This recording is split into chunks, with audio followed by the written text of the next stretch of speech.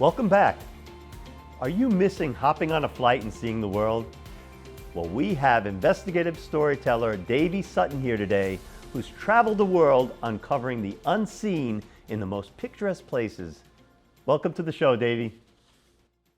Hi, thanks for having me, Jean. Well, thanks for being here. Now, how did you go from athlete to presenter?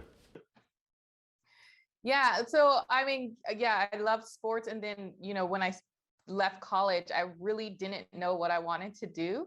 And I remember watching this show called The Best Damn Sports Show, period. And it was just like a talk show with guys sitting on a couch, but they had one lady who would come in and do the news updates for sports.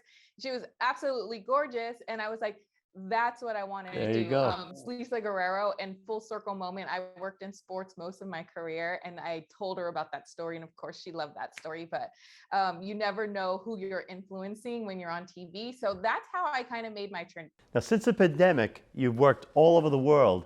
So tell me about your experiences working remotely.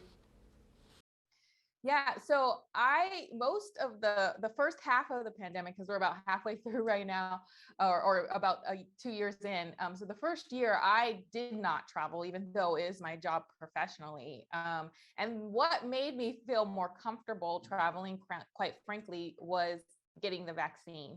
But before that point, I did, in September of 2020, uh, take a road trip to a beach and got a beach house, which I felt was kind of like the best way to play it safe. And I took a long time there. So I worked, that was kind of like working from somewhere else better, is what I called it.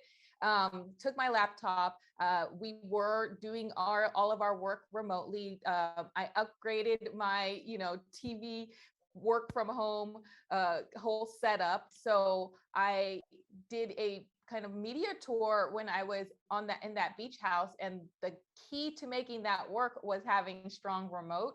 And I kind of been hooked ever since. So what I've been doing, instead of taking the more fast-paced trips, I've been doing what is called slow travel. So I would go to a place about a month at a time, which literally still is not enough, because it allows me a chance to immerse into that local country, contribute to that economy, talk to locals, and it allows me for my work to tell deeper, more impactful, and more well-rounded stories. I wish we had more time, but I want everybody to know everything there is that you have to say. So where can we go for more information about you? You can follow my journey and all the things that I'm doing at Davy Sutton on all social media. Well, thanks so much for being with me today on the show. It's great. Thanks for having me. Marriage and relationships are a difficult topic, and it's one we all need help with. My next guest has many words of wisdom for us. For when it comes to relationships, Dr. Jackie Del Rosario is a certified pre- and postmarital coach with 25 years of experience. She has a practical, straight-to-the-heart approach of helping individuals and couples change the trajectories of their lives when it comes to relationships. Welcome to Finding the Good Life, Dr. Jackie. Oh, thank you for having me. It's a pleasure to be with you. You know, I've seen clips of you on different television shows, and was impressed with your straight talk with a really, really difficult topic. And there's so many variables when it comes to relationships. So let me ask you a baseline question. What do you find as a relationship? A relationship is one or more people that come together for the point of connecting. And that can be professionally, politically, professionally, romantically. I think I said professionally twice, but so it's that coming together for connection that we all want to couple together or join together with people that have a common cause and direction. When we think of relationships, often we think of marriage. And old school taught us that marriage was forever and there weren't really ever any excuses to end a relationship. But we all know that stuff happens and gets in the way.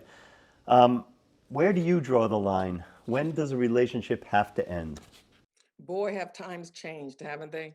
And so I think the way that people conceive relationships, we can look at it in terms of even our generations. Generationally, that definition is definitely in flux, right?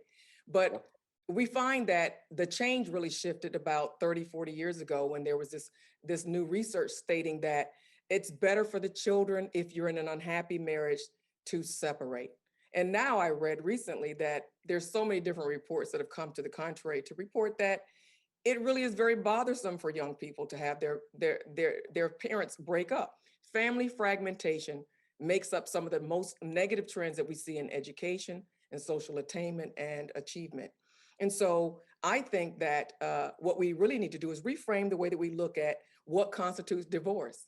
I think we need to really begin to embrace the fact that all relationships are messy and that they're going to have their ups and downs, and it's called life, but rather focus on how can we equip ourselves so that we can become very active and very proactive and effective agents at remedying the issues that arise in our relationships.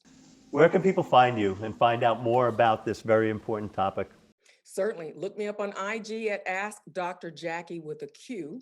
You can also find me on drjackie.com, again with a Q, JACQUIE. Well, thank you very much. I appreciate you coming to the show and talking to you, and I hope everybody looks this up because it's such important information. It is. Thank you again. Thank you. We'll be back with more Finding the Good Life after one final break.